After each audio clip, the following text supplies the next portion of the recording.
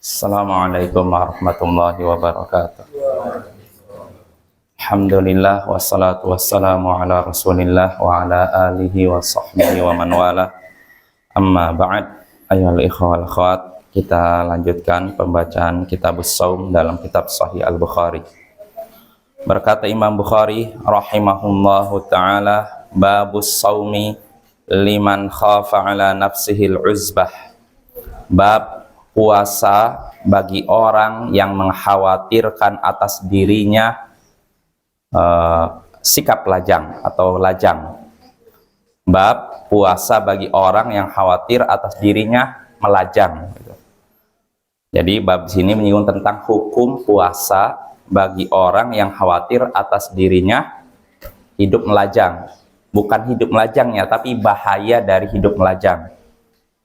Karena ketika seorang hidup melajang, tentu ada bahaya yang mengintainya, misalkan dia terjatuh dalam perzinahan dan semacamnya. Nah, apa hukum puasa bagi orang yang seperti itu, khawatir misalkan terjatuh dalam perzinahan atau bahaya lain akibat dari dia hidup melajang? Apa hukumnya? Inilah hadis yang akan disebutkan oleh Imam Bukhari. Ya, berkata Imam Bukhari rahimahullah, haddatsana Abdan an Abi Hamzata anil A'mash an Ibrahim an Alqamah qal, telah menceritakan kepada kami Abdan dari Abu Hamzah dari A'mash dari Ibrahim dari Alqamah, ia berkata, baina ana amshi ma Abdillah radhiyallahu anhu faqal, tatkala aku, kata Alqamah, sedang berjalan bersama Abdullah, ia berkata, kunna ma'an nabiy sallallahu alaihi wasallam faqal, kami pernah bersama Nabi sallallahu alaihi wasallam, maka beliau pun bersabda, man istata'al ba'ah falyatazawwaj fa innahu aghaddu lil basar wa ahsanu lil farj.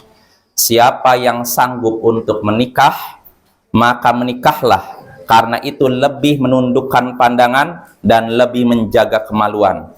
Wa man lam yastati' fa alaihi bis-shaum. Siapa yang tidak sanggup, hendaknya ia puasa. Fa innahu lahu wija, karena puasa itu akan menjadi tameng, perisai baginya. Ayyuhal hadirun, a'azzani wa a'azzakumullah. Di sini hadisnya dari Alqamah. Dia menceritakan bahwa dia pernah berjalan bersama Abdullah. Maksud Abdullah di sini adalah Abdullah bin Mas'ud, gurunya Alqamah. Dia pernah berjalan bersama Abdullah bin Mas'ud, lalu Abdullah tiba-tiba berkata, kami pernah bersama Nabi Sallallahu Alaihi Wasallam. Kami di sini maksudnya para sahabat Rasulullah Sallallahu Alaihi Wasallam.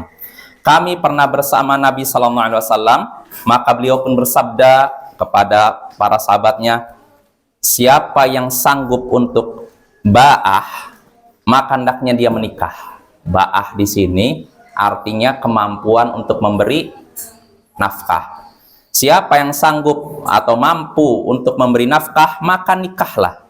Kenapa nikah? Fa innahu aghaddu lil basar wa ahsanu lil farj. Karena sesungguhnya itu lebih menundukkan pandangan dan lebih menjaga kemaluan. Artinya nikah itu, dengan menikah, pandangan seorang lebih terjaga, kemaluannya pun lebih terjaga. Ini secara umum, tidak dihukum, tidak dinilai dari person per person, satu persatu. Karena kalau dinilai dari satu persatu, bisa jadi ada orang sudah nikah, matanya tetap tidak terjaga, matanya tetap jelalatan, ya tidak, dan masih sering jajan dalam tanda kutip. Ada orang sudah nikah tapi jajan terus. Nah, ini pengecualian. Tapi secara umum kalau orang sudah menikah, pandangannya terjaga, kemaluannya terjaga. Nah, ini perintah dari Nabi. Lalu Nabi setelah memberikan perintah, yang mampu nikah, nikahlah. Karena utamanya begini-begini. Lalu Nabi memberikan solusi bagi yang belum sanggup nikah. Wa man lam yastati' fa alaihi bis-shaum. Dan siapa yang tidak sanggup untuk menikah, maka hendaknya dia puasa. Banyak puasa. Ya, kenapa? Kata Nabi, fa innahu lahu wija. Karena sesungguhnya puasa itu akan menjadi perisai, tameng baginya, yang melindunginya dari syahwat atau dari api neraka. Ayyuhal hadirun, a'azzani wa a'azzakumullah. Hadis ini memberikan beberapa pelajaran. Di antaranya pertama, keutamaan menikah.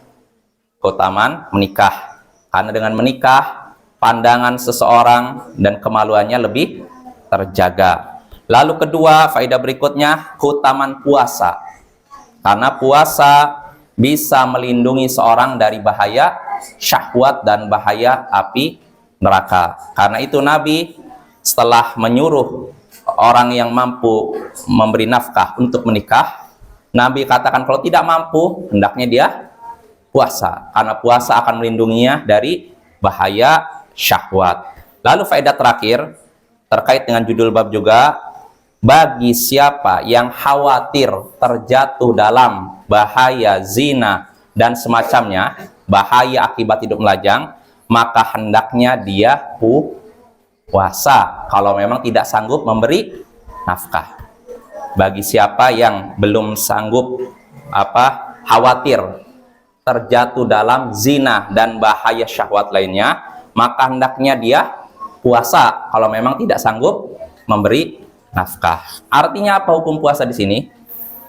Imam Bukhari cuma menyebutkan judul bab puasa bagi orang yang khawatir atas dirinya bahaya hidup melajang. Nggak disebutkan hukumnya kan? Tapi kalau kita melihat dari hadis, lahirnya hadis menunjukkan hukum menikah bagi orang yang khawatir terjatuh dalam zina, hukumnya wajib. Karena Nabi menyuruh untuk nikah. Hukum asal perintah Nabi.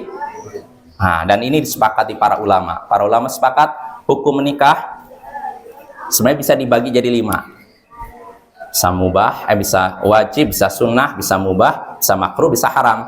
Tapi bagi orang yang khawatir terjatuh dalam zina, maka para ulama sepakat hukum nikah baginya wajib kalau mampu, Bapak. Karena di sini Nabi mensyaratkan mampu. Artinya kalau tidak mampu bagaimana?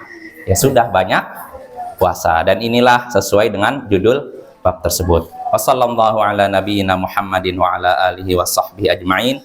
Akhiru da'wana anil hamdulillahi rabbil alamin. Assalamualaikum warahmatullahi wabarakatuh.